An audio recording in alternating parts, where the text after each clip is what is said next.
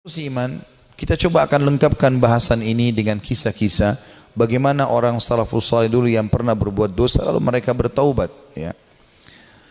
Kisah tentu yang sangat luar biasa di antaranya adalah kisah taubatnya Tha'labah radhiyallahu anhu. Sahabat Nabi yang mulia ini adalah anak muda yang masih muda dan keimanan sudah tertanam dalam hatinya. Zaman dulu orang tidak punya kamar mandi dalam rumah, maka orang kalau mau pergi ke WC ataupun mau mandi, maka biasanya orang pergi ke padang pasir. Satu waktu Tha'labah radhiyallahu anhu ini keluar, kemudian dia ke padang pasir, lewat, bukan sengaja, lewat.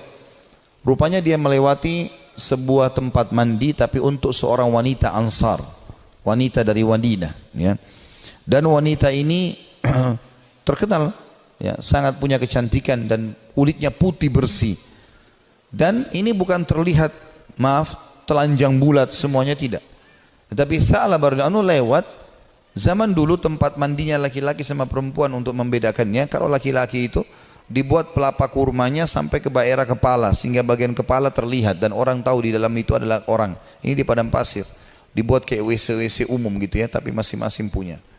Kalau perempuan tertutup semuanya, tetapi karena terbuat dindingnya dari pelapa kurma, ya, mirip dengan pelapa-pelapa kelapa kita sekarang, ya, ada serat-serat, ada lubang celah di antaranya, maka dia sempat lihat sepintas perempuan tersebut dan itu mengganggu hati dia. Begitu melihat langsung terganggu hatinya, padahal dia tidak niat untuk sengaja mengintip orang mandi. Maka dia merasa tulang-tulangnya gemetar, kesemutan, otot-ototnya merasa kesakitan dan lemas. Lalu kemudian dia segera naik ke atas sebuah bukit yang sangat tinggi di Madinah. 40 hari dia nggak pernah turun. 40 hari di atas gunung tersebut bertaubat kepada Allah Subhanahu wa taala. Salat di sana, dia makan minum di sana, pokoknya tidak mau pulang ke rumahnya. Nabi SAW memiliki tradisi, seringkali beliau kalau habis sholat melihat sahabat-sahabatnya. Tapi karena Tha'labah ini bukan orang yang sering ada di depan, maka Nabi SAW tidak melihat dia. Jibril alaihissalam datang setelah 40 hari dari masa perbuatan Tha'labah ini radhiyallahu anhu, mengatakan, hai Muhammad, Allah memerintahkan kau untuk memanggil Tha'labah yang sedang berada di atas gunung karena dia merasa bersalah dengan dosanya. Maka Nabi SAW mengutus beberapa sahabat mencari Tha'labah, ditemuilah, lalu dibawa. Begitu masuk ke dalam masjid, dia keringat dingin, wajahnya memerah, kehitam-hitaman, ketakutan sekali. Kata Nabi SAW, ada apa dengan engkau hai Tha'labah? Dia mengatakan, ya Rasulullah, saya telah melakukan maksiat yang besar sekali. Kata Nabi SAW, rahmatnya Allah lebih luas, ya. Kemudian waktu itu diiqamahkan solat, maka solat Nabi SAW bersama para sahabat Tha'labah pun ada. Sementara solat Nabi SAW membaca ayat tentang neraka, maka Tha'labah pun pingsan dalam solatnya, pingsan. Setelah itu habis solat para sahabat menyampaikan, Nabi SAW datang membangunkan. Setelah bangun kata Nabi SAW, ada apa dengan kau hai Tha'labah? Ya Rasulullah, saya melakukan dosa yang sangat besar bagi saya. Selama 40 hari saya merasa terus dihantui dengan ketakutan atau diselimuti dengan ketakutan ini, merasa luar biasa, ya. Masalah saya melihat wanita tidak sengaja yang lagi mandi. Maka dia pun berkata, Nabi SAW mengatakan, rahmat Allah luas, mohon ampunlah. Dia mengatakan, ya Rasulullah, tapi hati saya masih betul-betul terganggu dengan ini, ya. Maka Nabi SAW setelah mengatakan rahmat Allah luas, pulanglah semua sahabat ke rumah, sampai beritakan Nabi SAW kalau Tha'labah sakit di rumahnya. Maka Nabi SAW datang ke rumahnya, kemudian ingin meletakkan kepala Tha'labah di atas paha Nabi SAW. Tha'labah terus berusaha menjauh radhiyallahu anhu. Kata Nabi SAW, kenapa kau jauhkan kepalamu dariku? Dia mengatakan, ya Rasulullah, kepalaku penuh dengan dosa. Ini bayangkan sosok seorang sahabat yang hanya sekedar melihat tidak sengaja wanita, ya, yang sedang mandi, itu pun cuma di celah-celah pelapa-pelapa kurma itu. Maka Nabi SAW mengatakan, rahmat Allah luas. Apa yang kau rasakan hai Tha'labah? Kata Nabi SAW. Kata Tha'labah, ya Rasulullah, semenjak saya lakukan perbuatan tersebut, hatiku rasanya seperti sedang direngut, ya, seperti ditekan dengan sesuatu. Tulang-tulangku dan otot-ototku seperti kesemutan semuanya. Aku merasa ketakutan yang luar biasa. Apa harapanmu, kata Nabi SAW. Dia bilang, harapanku agar Allah memaafkan semua dosa-dosaku. Ya, bukan cuma itu saja, aku memaafkan, mohon supaya Allah maafkan semua kesalahanku. Maka Nabi SAW dapat wahyu dari Jibril AS. Jibril mengatakan, sampaikan kepada Tha'labah, hai Muhammad, kalau Allah sudah memaafkan bukan cuma itu tapi semua dosanya. Maka Nabi SAW mengatakan, hai Tha'labah, terimalah berita gembira, karena sungguhnya Tuhanmu Allah telah memaafkanmu, dan ini Jibril datang menyampaikan wahyu itu. Maka Tha'labah pun bergembira, senyum, kemudian dia bertakbir lalu meninggal dunia. Maka pada saat dia wafat, teman-teman sekalian radhiyallahu anhu, sahabat Nabi yang mulia, saking takutnya dengan Allah sampai mati, meninggal, ajalnya datang. Waktu itu Nabi SAW mengatakan, urus jenazahnya segera, kita kuburkan, dimandikan segala macam, disolati. Habis sholat lagi mau diantar ke kuburan, Nabi SAW jalan sambil jingkrak-jingkrak, ya sedikit beliau jinjitkan kakinya. Kata para sahabat, ya Rasulullah, kenapa anda lakukan itu? Kata Nabi SAW, saya merasa malu dengan para malaikat, dan saya tidak bisa menghitung jumlah mereka yang sedang datang melayat jenazahnya Tha'labah radhiyallahu anhu. Sahabat Nabi yang mulia memberikan pelajaran kepada kita bagaimana mereka bertaubat kepada Allah Subhanahu wa ta'ala. Ada juga kisah yang lain, dan kisah ini mirip. Seorang tukang jagal hewan, suka menyembelih hewan. Dengan juga ada pernah kisah seorang, ya, tukang fitnah. Dua-duanya mirip kisahnya, tapi saya satukan saja. Ini disebutkan oleh para ulama tentang kisah tobatnya orang-orang terdahulu. Dua-duanya ini, tapi di waktu yang berbeda, di tempat yang berbeda.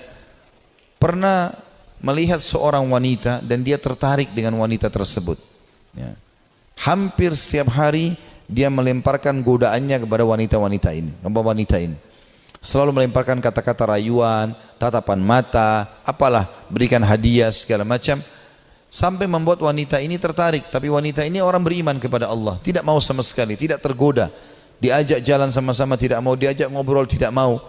Satu waktu dia melihat wanita itu sedang jalan jauh, dan jalan jauh ini pergi ke satu tempat yang kelihatannya tidak banyak orang. Maka kedua laki-laki ini di dua kisah yang berbeda, tempat yang berbeda, tapi kasusnya sama, ya, jalan mengikuti perempuan tersebut. Begitu tiba di tempat yang sangat jauh, dia pun langsung menghadang wanita tersebut, mengatakan, saya jauh-jauh mengikuti kamu karena saya sangat menyukaimu, gitu kan. Maka kenapa kau sia-siakan waktu yang berdua ini? Kenapa nggak bersama-sama sekarang? Enak kalau kita mungkin pacaran sekarang, jauh dari orang. Kalau kau takut selama ini dengan orang, sekarang jauh dari orang. Maka wanita tersebut tiba-tiba mengatakan, kalau kau memang mencintaiku, maka kau harus tahu sebenarnya aku lebih mencintaimu. Aku pun sebenarnya suka dengan kamu, tetapi rasa takutku kepada Allah mengalahkan itu semua. Aku tidak ingin justru karena cinta ini kemudian kita terjerumus dalam kemaksiatan dan Allah hukum kita. Maka dengan kalimat itu saja laki-laki ini tersentuh.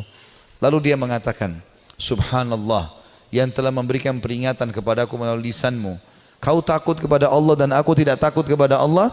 Lalu laki-laki tersebut meninggalkan si perempuan tadi, dan semenjak itu dia bertobat kepada Allah Subhanahu wa ta'ala, tidak mau lagi mengenal kecuali yang halal dari mereka.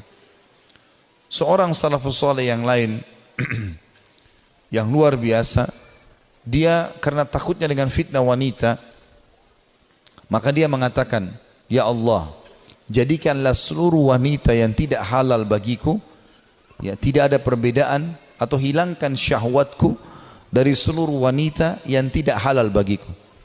Maka dia mengatakan, demi Allah, Allah kabulkan doa saya sehingga tidak ada syahwat kecuali pada istri saya saja, pada yang halal, dan tidak ada bedanya antara wanita yang tidak halal bagiku dengan sebuah tembok. Artinya betul-betul mereka ingin menjaga diri dari perbuatan yang salah. Dinukil kisah yang lain, seorang anak muda. Ini kenapa saya sebutkan banyak kisah anak muda, karena memang anak-anak muda yang banyak terjerumus dalam kemaksiatan, karena mereka punya potensi, energi, ya, banyak sekali kesempatan, dan ingin tahu sesuatu itu lebih besar daripada orang yang sudah berumur. Walaupun memang orang berumur pun bisa terjadi, tapi umumnya orang kalau sudah tua khawatir berbuat dosa. Maka ada seorang anak muda selalu berbuat maksiat di zaman Nabi Musa alaihissalam, sibuk dengan dosa-dosa yang dia lakukan. Setiap hari diingatkan, Nabi Musa tidak mau tahu. Sampai masyarakat dari Bani Israel pun sudah merasa ini orang tidak ada lagi solusinya nih. Ini sudah tidak ada solusinya orang ini. Maka mereka mengeluh kepada Musa alaihissalam. Allah pun berfirman kepada Musa melalui Jibril alaihissalam, usir anakmu itu dari negerimu. Tidak boleh lagi ada di sana dia. Maka Musa alaihissalam menyampaikan kepada Bani Israel, kalau Allah sudah menurunkan firman-Nya menyuruh anak muda ini diusir. Maka anak muda pun itu diusir dari kota tempat Nabi Musa alaihissalam dengan Bani Israel tinggal. Terus saja dia jalan sampai tiba di sebuah padang pasir yang luas. Kemudian dia merasa dirinya sakit, lemah, terpukul karena jauh dari orang-orang.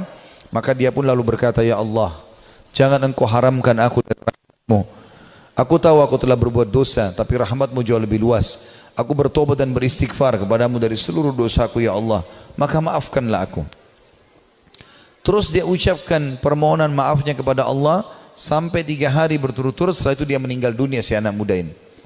Setelah dia meninggal dunia sendirian di padang pasir itu dengan kondisi menyesali kesalahannya, maka dia pun Musa pun alaihissalam didatangi oleh Jibril. Jibril mengatakan, hai Musa, Tuhanmu Allah memberikan perintah kepadamu agar engkau keluar ke padang pasir ini, dan itu disebutkan cirinya.